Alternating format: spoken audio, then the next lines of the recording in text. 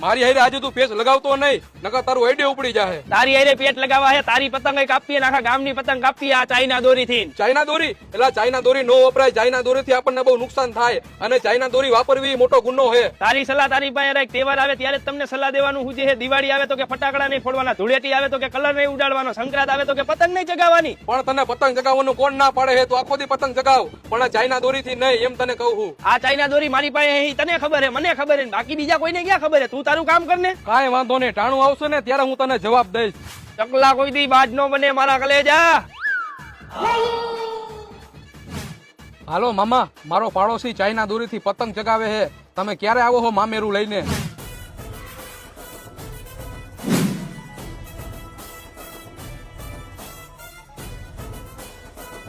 કાપે આજ તો આખા ગામની પતંગ કાપી નાખું.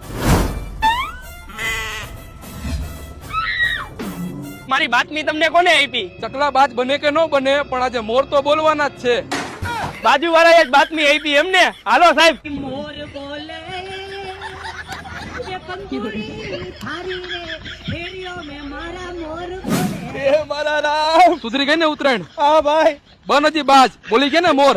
હેપી ઉત્તરાયણ બધાને. તહેવારમાં આટલું ખાસ ધ્યાન રાખો. આજુબાજુમાં કે ચાઇના દોરીનો ઉપયોગ કે તેનું વેચાણ થતું હોય તો એ ગુનાને પાત્ર છે. જો આવું કરતા કોઈ જણાય તો બાજુના પોલીસ સ્ટેશન અથવા તો 100 નંબર કે 112 નંબરનો સંપર્ક કરવો.